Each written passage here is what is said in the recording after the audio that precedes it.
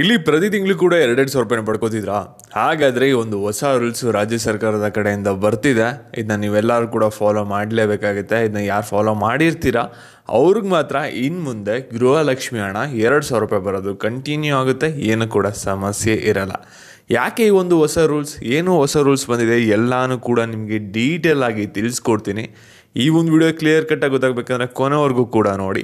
ಅದಕ್ಕಿಂತ ಮುಂಚೆ ಯಾರು ಚಾನಲ್ ಸಬ್ಸ್ಕ್ರೈಬ್ ಮಾಡ್ಕೊಂಡ್ರಲ್ಲ, ಕೆಳಗಡೆ ಸಬ್ಸ್ಕ್ರೈಬ್ ಅಂತ ಕಾಣ್ತಾ ಇರ್ತೀನಿ, ಕ್ಲಿಕ್ ಮಾಡಿ ಸಬ್ಸ್ಕ್ರೈಬ್ ಮಾಡ್ಕೊಳ್ಳಿ. ಹಾಗೆ ಪ್ರತಿಯೊಬ್ಬರು ಕೂಡ ವಿಡಿಯೋಗೊಂದು ಲೈಕ್ ಕೊಡಿ. ಯಾಕೆ ನೀವು ಕೂಡ ಒಂದೇ ಒಂದು ಲೈಕ್, ಒಂದು ಸಬ್ಸ್ಕ್ರೈಬಿಂದ ನಿಮ್ಗೆ ಇದೇ ರೀತಿ ಕಂಟಿನ್ಯೂಸ್ ಆಗಿ ಅಪ್ಡೇಟ್ಸ್ಗಳನ್ನ ನೀಡ್ತಾ ಇರ್ಬೋದಾಗಿರುತ್ತೆ. ಇಲ್ಲಿ ಇನ್ನೊಂದ್ಸಲಿ ಮೊದಲೇ ಹೇಳ್ತೀನಿ, ವಿಡಿಯೋ ಕ್ಲಿಯರ್ ಕಟ್ಟಾಗಿ ಗೊತ್ತಾಗಬೇಕಂದ್ರೆ ಎಲ್ಲೂ ಕೂಡ ಸ್ಕಿಪ್ ಮಾಡಿದೆ ಕೊನೆವರೆಗೂ ಕೂಡ ನೋಡಿ, ಎಲ್ಲ ವಿಷಯನೂ ಕೂಡ ತಿಳ್ಕೊತೀರಾ. ಇಲ್ಲಿ ನೀವೆಲ್ಲರೂ ಕೂಡ ಗೃಹಲಕ್ಷ್ಮಿ ಯೋಜನೆಯಡಿ ಪ್ರತಿ ತಿಂಗಳು ಕೂಡ 2,000 ರೂಪಾಯಿನ ಪಡ್ಕೋತಿದ್ರೆ ಇದುವರೆಗೂ ಕೂಡ ಒಂದು 20,000 ಯಾವುದೇ ಥರದ ತೊಂದರೆ ಇಲ್ದೇ ಪಡ್ಕೊಂಡಿದ್ದೀರ. ಇನ್ನು ಮುಂದೆ ಹಣ ಬರುತ್ತಾ ಬರಲ್ಲ ಅನ್ನೋದೇ ಎಷ್ಟೊಂದು ಜನಕ್ಕೆ ಡೌಟ್ ಇದೆ. ಇನ್ನು ಅದ್ರ ಬಗ್ಗೆ ಯಾವುದೇ ಥರದ ಡೌಟ್ ಬೇಡ. ಏನಾಗುತ್ತೆ ಅಂದರೆ ನಿಮಗೆ ಖಂಡಿತವಾಗ್ಲೂ ಮುಂದೆ ಕೂಡ ಹಣ ಬರುತ್ತೆ, ಆದರೆ ಆನ್ ಟೈಮ್ಗಂತೂ ಬರಲ್ಲ. ಯಾಕೆಂದ್ರೆ ಅವ್ರು ಬೇಕು ಅಂತಲೇ ಸ್ವಲ್ಪ ನಿಧಾನಕ್ಕೆ ಹಾಕೊಡ್ತಾರೆ ನಿಮ್ಗೆ ಹಣನ. ಅದು ನಿಮಗೆ ಸ್ವಲ್ಪ ನೆನಪಿರಲಿ. ಮತ್ತೆ ಇಲ್ಲಿ ರಾಜ್ಯ ಸರ್ಕಾರದಿಂದ ಒಂದು ಹೊಸ ರೂಲ್ಸ್ ಹೊರಡಿಸಿದ್ರೆ, ಈ ಒಂದು ರೂಲ್ಸ್ ಯಾರು ಫಾಲೋ ಮಾಡ್ತಾ ಇರ್ತಾರೆ ಅವ್ರಿಗೆ ಇನ್ನು ಮುಂದೆ ಈ ಒಂದು ಗೃಹಲಕ್ಷ್ಮಿ ಹಣನ ಕೊಡೋಣ, ಮತ್ತು ಬೇರೆಯವ್ರಿಗೆ ಈ ಒಂದು ಗೃಹಲಕ್ಷ್ಮಿ ಹಣ ಕೊಡೋ ಅವಶ್ಯಕತೆ ಇಲ್ಲ ಅಂತಲೂ ಕೂಡ ಹೇಳಿದರೆ, ಹಾಗಾದರೆ ಒಂದು ಹೊಸ ರೂಲ್ಸ್ ಏನು, ನಾವು ಕೂಡ ಫಾಲೋ ಮಾಡಬೇಕಾ, ಏನಿದೆ ರೂಲ್ಸ್ ಅಂತ ನೀವು ಕೇಳ್ಬೋದು. ಅದ್ರ ಬಗ್ಗೆ ಇವಾಗ ಕಂಪ್ಲೀಟಾಗಿ ಡಿಸ್ಕಸ್ ಮಾಡೋಣ. ಇವಾಗಂತೂ ಯಾರು ಕೂಡ ವಿಡಿಯೋನ ಸ್ಕಿಪ್ ಮಾಡೋಕ್ಕೆ ಹೋಗ್ಬಿಡಿ, ಕೊನೆವರೆಗೂ ಕೂಡ ನೋಡಿ. ಹಾಗೆ ಪ್ರತಿಯೊಬ್ಬರು ಕೂಡ ವಿಡಿಯೋಗೊಂದು ಲೈಕ್ ಕೊಡಿ. ಇಲ್ಲಿ ಗೃಹಲಕ್ಷ್ಮಿ ಯೋಜನೆಯಡಿ ಪ್ರತಿ ತಿಂಗಳು ಕೂಡ 2,000 ರೂಪಾಯಿನ ಪಡ್ಕೋತಿದ್ರೆ, ಇವಾಗ ಲೋಕಸಭಾ ಚುನಾವಣೆ ಆದಮೇಲೆ ಕಾಂಗ್ರೆಸ್ ಅಧಿಕಾರಕ್ಕೆ ಬಂದಿರಲಿಲ್ಲ. ಇವಾಗ ಕಾಂಗ್ರೆಸ್ ಅಧಿಕಾರಕ್ಕೆ ಏನಾದರೂ ಬಂತು ಅಂದಿದ್ರೆ ನಿಮಗೆ 2,000 ಜೊತೆ 8,000 ಬರ್ತಿತ್ತು, ಟೋಟಲ್ ಆಗಿ 10,000 ಬರ್ತಿತ್ತು. ಮತ್ತು ಒಂದು 10,000 ಬರದೇ ಇರೋದು ನಿಮಗೆ ಒಂಥರ ಬೆನಿಫಿಟ್ ಅಂತಲೂ ಕೂಡ ಹೇಳ್ಬೋದು. ಯಾಕೆಂದರೆ ಎಲ್ಲರ ಕೈ ಕೂಡ ದುಡ್ಡು ಸರ್ಕ್ಯುಲೇಟ್ ಆದಾಗ ಏನಾಗುತ್ತೆ ಅಂದರೆ, ಪ್ರತಿಯೊಂದು ವಸ್ತು ಬೆಲೆ ಏನಾಗುತ್ತೆ ಅಂದರೆ ತುಂಬಾ ಗಗನಕ್ಕೆ ಇರುತ್ತೆ.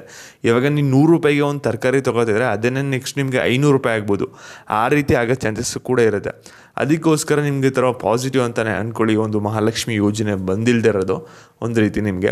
ಇವಾಗ ಗೃಹಲಕ್ಷ್ಮಿ ಯೋಜನೆಯಡಿ ಪ್ರತಿ ತಿಂಗಳು ಕೂಡ ನೀವೇನು 2,000 ರೂಪಾಯಿನ ಪಡ್ಕೋತಿದ್ರಲ್ಲ, ಆ ಒಂದು 2,000 ರೂಪಾಯಿನ ಇನ್ನು ಮುಂದೆ ನೀವೆಲ್ಲರೂ ಕೂಡ ಪಡ್ಕೋಬೇಕಂದ್ರೆ ಇವಾಗ ರಾಜ್ಯ ಸರ್ಕಾರದಿಂದ ಒಂದು ಹೊಸ ರೂಲ್ಸ್ನ ಹೊರಡಿಸಿದ್ದಾರೆ. ಮತ್ತು ಈ ಒಂದು ರೂಲ್ಸ್ ಯಾರ್ಯಾರು ಫಾಲೋ ಮಾಡಿರ್ತಾರೆ ಅವ್ರಿಗೆ ಮಾತ್ರ ಇನ್ನು ಮುಂದೆ ಒಂದು ಗೃಹಲಕ್ಷ್ಮಿ ಯೋಜನೆಯಡಿ ಪ್ರತಿ ತಿಂಗಳು ಕೂಡ 2,000 ರೂಪಾಯಿ ಬರುತ್ತೆ, ಮತ್ತು 11ನೇ ಕಂತಿ ಹಣನೂ ಕೂಡ ಬರುತ್ತೆ.